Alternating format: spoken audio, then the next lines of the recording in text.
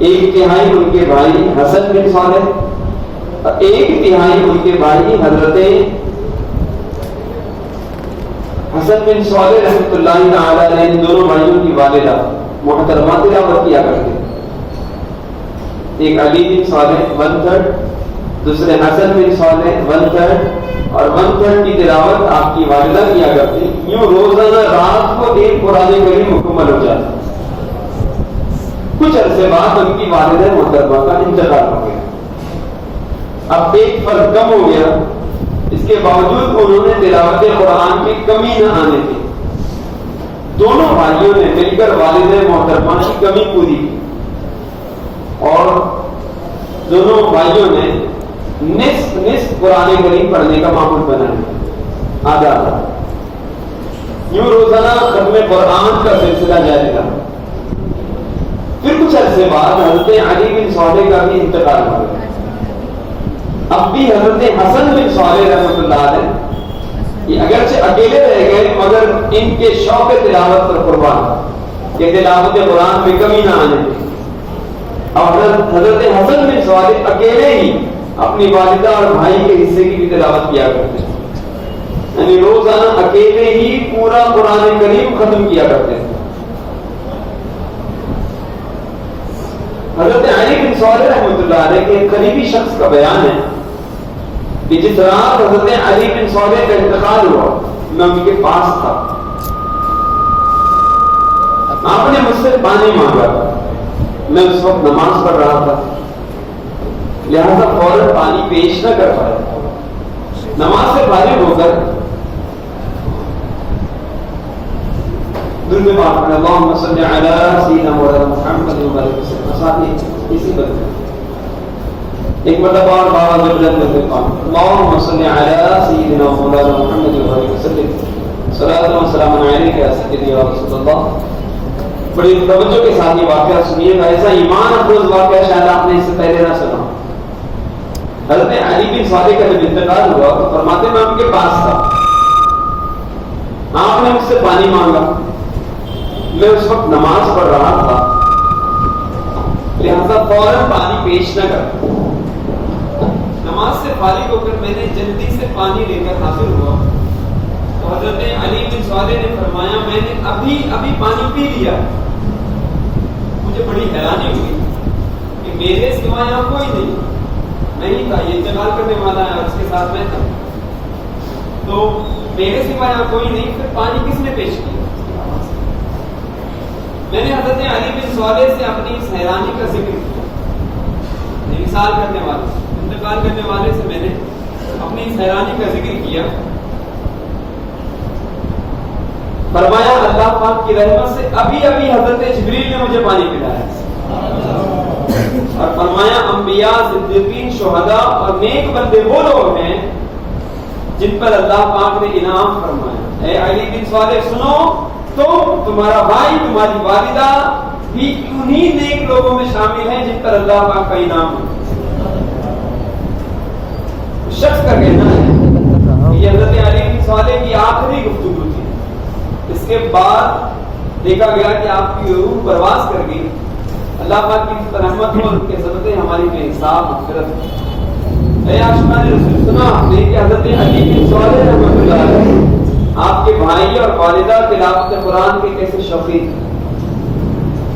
ان کے گھر روزانہ ختم قرآن ہوا کرتا تھا۔ ان خوش بختوں کو شوق تلاوت کا کیسا پیارا انعام ملا کہ حضرت علی بن صالح کو وفات سے پہلے دنیا ہی میں فرشتوں کے سردار حضرت جبریل امین کی زیارت حاصل۔ حضرت جبریل نے انہیں اللہ پاک کا نیک اور انعام یافتہ بندہ ہونے کی اشارت عطا کی۔ اے پیارے پیارے اور محترم اسلام بھائیو، رمضان مبارک کا بابرکت مہینہ ہے، اس میں تو نیکیوں کا ثواب پہلے سے زیادہ کر دیا جاتا ہے۔ اس مہینے میں ہمیں خوب تلاوت قرآن کرنی چاہیے اور زیادہ سے زیادہ ثواب کمانا چاہیے۔ اللہ پاک ہمیں بھی کثرت تلاوت کی توفیق عطا فرمائے۔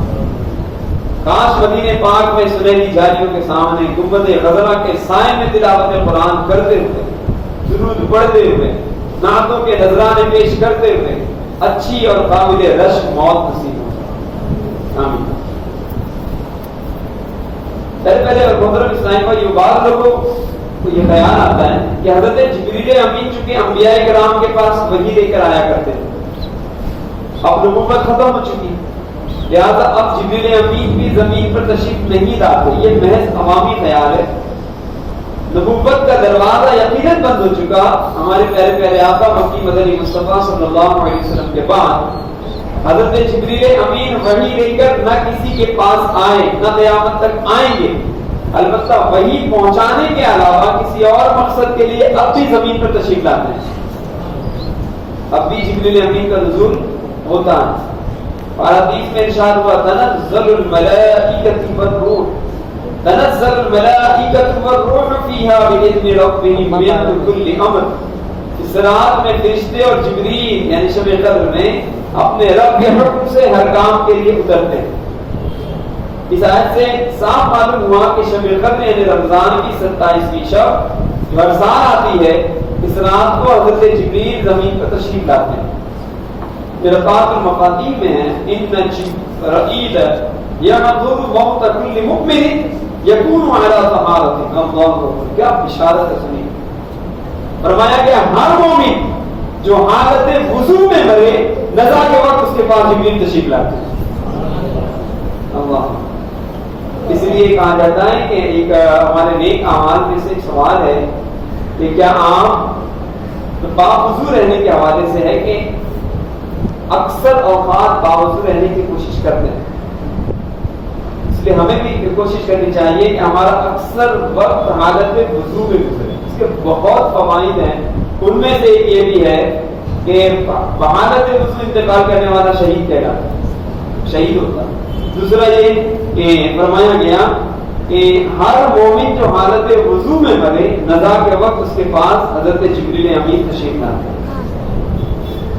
حضرت ثابت بنانی بہت نیک پرہیزگار بندے تھے، آپ ہمیشہ دن کے وقت روزہ رکھتے ہیں، ساری رات عبادت کیا کرتے۔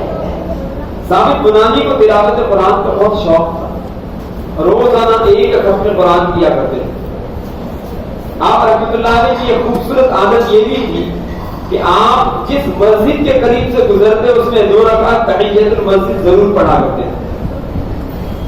تحدیث رحمت کے طور پر فرماتے ہیں میں نے جامع مسجد کے ہر ستون کے پاس قرآن پاک کا ختم کیا اور اللہ پاک کی بارگاہ میں گریہ گزاری کی ہے، یعنی اللہ پاک کی بارگاہ میں رویا ہوں۔ حضرت ثابت بنانی کو نماز اور تلاوت سے خصوصی محبت تھی، اس کی برکت سے آپ پر ایسا کرم ہوا کہ رشک آتا ہے۔ چنانچہ وفات کے بعد دوران تدفین اچانک یعنی دفن کرنے کے درمیان اچانک ایک اینٹ سڑک کر اندر چلی گئی۔ لوگ اینٹ اٹھانے کے لیے جب جھکے تو یہ دیکھ کر حیران رہ گئے کہ آپ قبر پہ کھڑے ہو کر نماز پڑھ رہے ہیں۔ اللہ، آپ کے گھر والوں سے جب معلوم کیا گیا تو شہزادی صاحبہ یعنی آپ کی مقدس بیٹی نے بتایا کہ والد محترم روزانہ دعا کیا کرتے تھے کہ یا اللہ اگر تو کسی کو وفات کے بعد قبر میں نماز پڑھنے کی سعادت عطا فرمائے تو مجھے بھی یہ شرف عطا فرمائے۔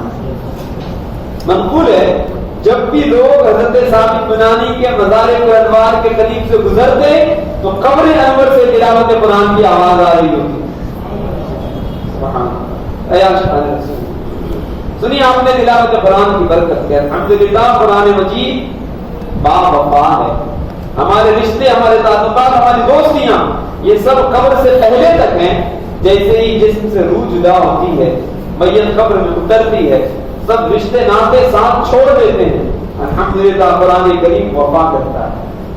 جو بندہ قرآن کریم کے ساتھ اپنا تعلق جوڑ لیتا ہے، قرآن کریم کے ساتھ محبت کا رشتہ مضبوط کر لیتا ہے، جو قرآن کریم کو اپنا ہادی اور رہنما بنا لیتا ہے، قرآن مجید قبر کی تنہائیوں میں اس کا ساتھ دیتا ہے، حشر کی وحشتوں میں بھی ساتھ دیتا ہے، کہیں کسی مقام پر اپنے چاہنے والے کو تنہا نہیں چھوڑتا، یہاں تک کہ تلاوت کرنے والے کو جنت تک پہنچا دیتا ہے۔ صحابی رسول حضرت ابو ہریرہ سے مروی کہ صاحب قرآن محمود رحمان صلی اللہ علیہ وسلم نے فرمایا قرآن کریم روز قیامت تشریف لائے گا اور تلاوت کرنے والے کی سفارش کرتے ہوئے اللہ پاک کی بارگاہ میں کہے گا اے رب کریم اسے زینت عطا فرما۔